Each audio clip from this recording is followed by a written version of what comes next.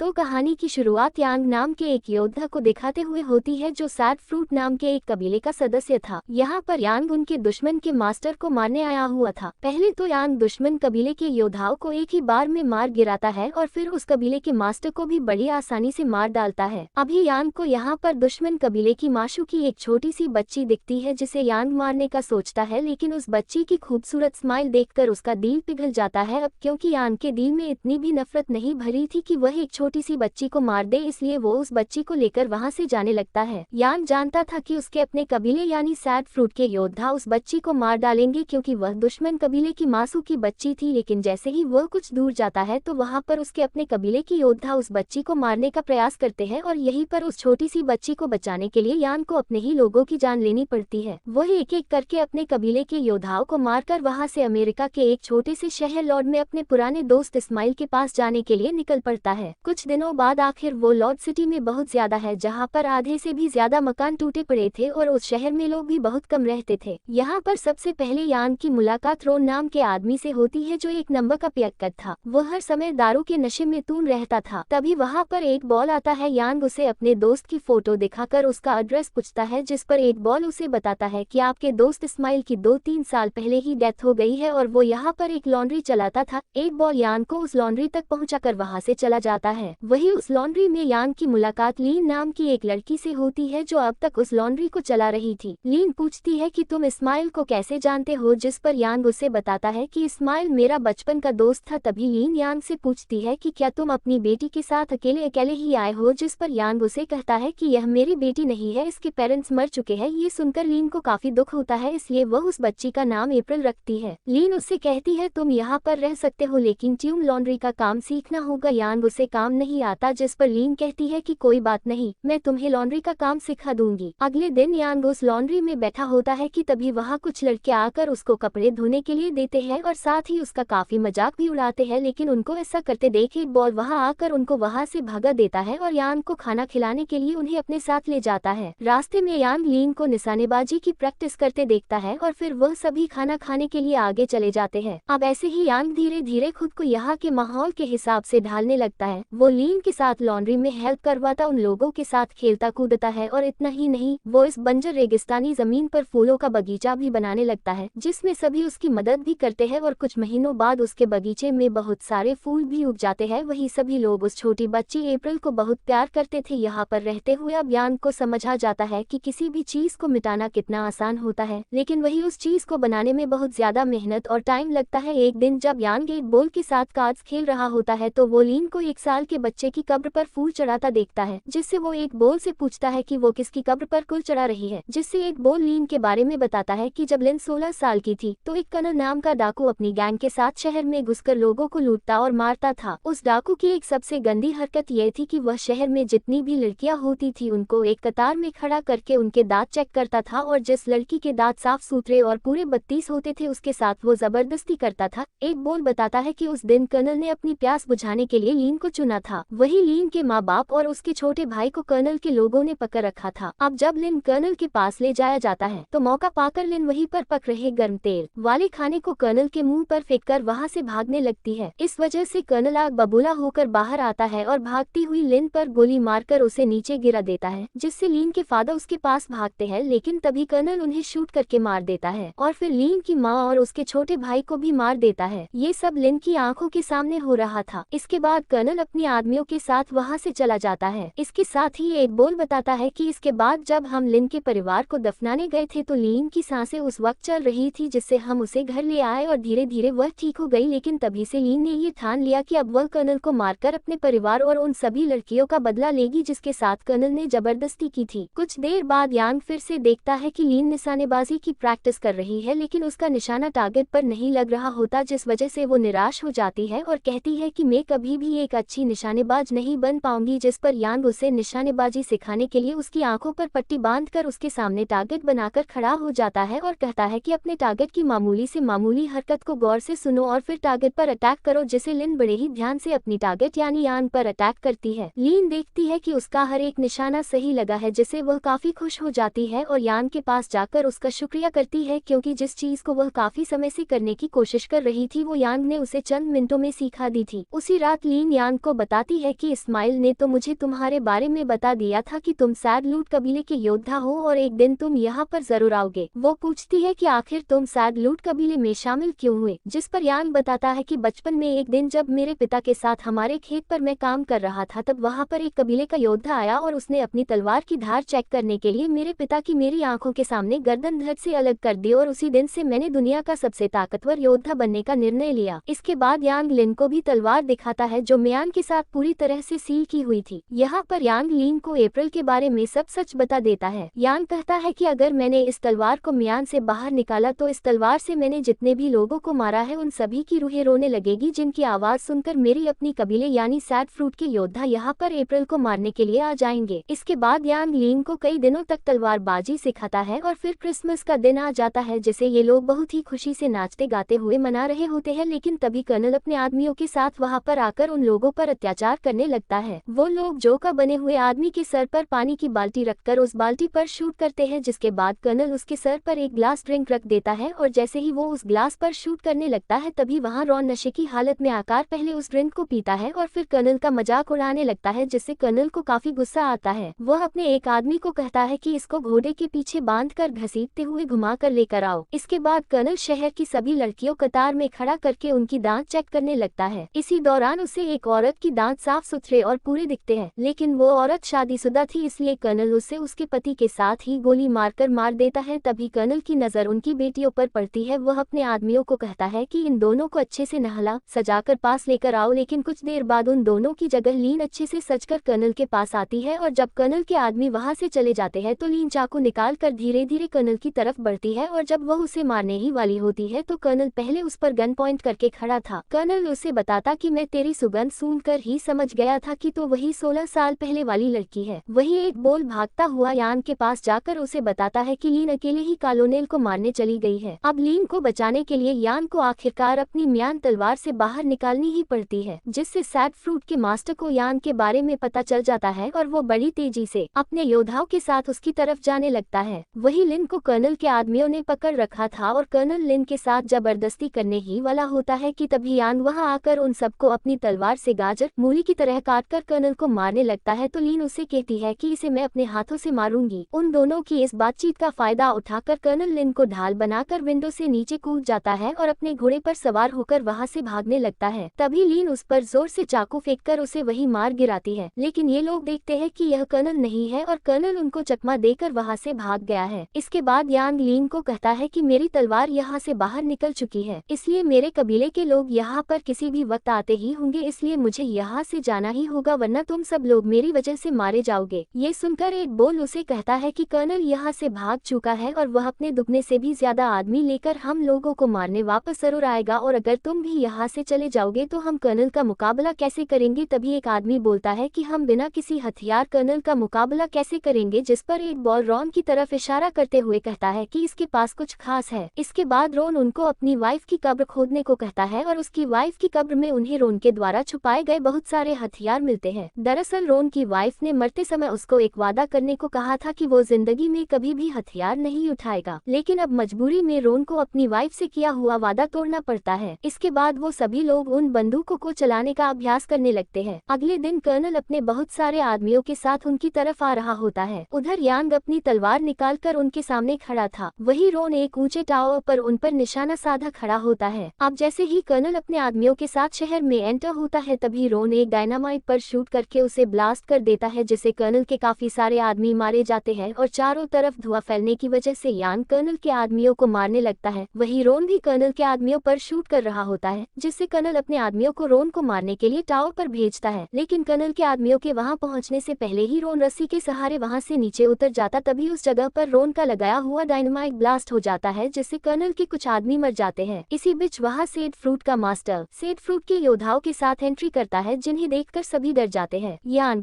लीन और एक बॉल को कहता है कि अप्रैल को लेकर किसी महफूज जगह पर जाओ। इसके बाद सैड फ्रूट के लोग उन लोगों पर हमला कर देते हैं। वही कर्नल के लोग शहर के लोगों के साथ सैड फ्रूट के योद्धों को भी शूट करने लगते हैं, लेकिन सैड फ्रूट के लोग इतने थे कि वो कर्नल के लोगों को अपनी तेज तराज तलवारों से काट रहे होते हैं। वही सैड फ्रूट के योद्धा अप्रैल को मारने के लिए उनके पीछे भागते हैं, जिससे यांग लीन और अप्रैल को बचाने के लिए उनके पीछे भागता हुआ अपने ही कबीले के योद्धाओं से लड़ता है और एक एक कर उन्हें मार रहा होता है। यांग को इस तरह से लड़ता देख सैड फ्रूट का मास्टर उस पर बहुत ज्यादा गुस्सा होता है। इसके बाद यांग और लिन अप्रैल को बचाने के लिए एक घर में छुपने की कोशिश करते हैं, लेकिन वहाँ पर भी सैड फ्रूट के लोग आकर यांग से लड़ने लगते हैं। ये देखकर लिन एक बॉल को अप्रैल पकड़ाकर कहती है कि अप्रैल को यहाँ से किसी सुरक्षित जगह पर ले जाओ और फिर खुद तलवार उठाकर सैड फ्रूट के योद्धाओं से लड़ने लगती है। वह दोनों सैड फ्रूट के योद्धाओं को खत्म करके जब बाहर आते हैं तो एक बॉल को घायल देखते हैं। एक बॉल उन्हें बताता है कि कर्नल उसे अप्रैल को छीन कर ले गया है और इतना कहते ही वो दम तोड़ देता है। वही दूसरी साइड कर्नल अप्रैल को उठाए घर में घुसकर अपने साथियों को बाहर उसकी सुरक्षा के लिए तैनात कर देता है। कुछ देर बाद यहाँ पर सबसे पहले सैड फ्रूट के लोग अप्रैल को मारने आते हैं, लेकिन कर्नल के लोग ऑटोमेटिक मशीन गन से उन सभी को मार गिराते हैं। इसके कुछ देर बाद यहाँ की लाइट्स ऑफ हो जाती है। तभी यांग यहाँ पर आकर कर्नल के आदमी को मार डालता है और रूम में कर्नल के पास जाता है जहाँ कर्नल ने अपनी गन अप्रैल पर तान रखी होती है। उसी वक्त कर्नल अप्रैल पर शूट कर देता है, लेकिन यांग बड़ी ही फुर्ती से उसकी गन से निकली गोली को अपनी तेज तलवार से 2 हिस्सों में काटकर कर्नल से अप्रैल को छुड़ा लेता है। जिसके बाद यांग लिन को मौका देता है कर्नल को मारने का, जहां पर लिन और कर्नल के बीच लड़ाई होती है। यहाँ पर पहले तो लिन कर्नल के पैर को तलवार से काट देती है और जब वह नीचे गिर जाता है तो तलवार से उसे मार डालती है। इसके बाद जब वो दोनों रूम से बाहर आते हैं तो उन्हें सामने सैड फ्रूट मास्टर खड़ा दिखता है, जो यांग को कहता है कि तुम्हें इस कबीले के मास्टर की बच्ची को अपने हाथों से मारना होगा। लेकिन यांग ऐसा करने के बजाय अपने गुरु यानी सैड फ्रूट से फाइट करने के लिए तैयार हो जाता है। यहाँ पर दोनों में भयानक तलवारबाजी होती है। सैड फ्रूट मास्टर यांग को काफी तगड़ी टक्कर देता है, लेकिन आखिर में यांग सैड फ्रूट मास्टर का गला काट देता है। वही मरने से पहले सैड फ्रूट मास्टर यांग से कहता है कि तुम इस बच्ची को जहाँ पर भी लेकर जाओगे सैड फ्रूट के योद्धा तुम्हें ढूंढकर मार डालेंगे। इसके बाद यांग लीन के पास आता है जो अप्रैल को गोद में उठाए हुए थी। यांग लीन को कहता है कि अप्रैल का ख्याल रखना, क्योंकि मैं यहाँ से हमेशा के लिए जा रहा हूँ, क्योंकि सैड फ्रूट के लोग सिर्फ मेरी तलवार के जरिए मुझ तक पहुंच सकते हैं। इतना कहते हुए यांग उन सबसे बहुत दूर निकल जाता है। कुछ महीनों बाद वो एक बर्फीली जगह पर रह रहा होता है, तभी वहां सैड फ्रूट के योद्धा आ जाते हैं, जिससे यांग भी अपनी तलवार म्यान से बाहर निकालकर उनसे लड़ने के लिए तैयार हो जाता है। और यह अमेजिंग मूवी यहीं पर खत्म हो जाती है।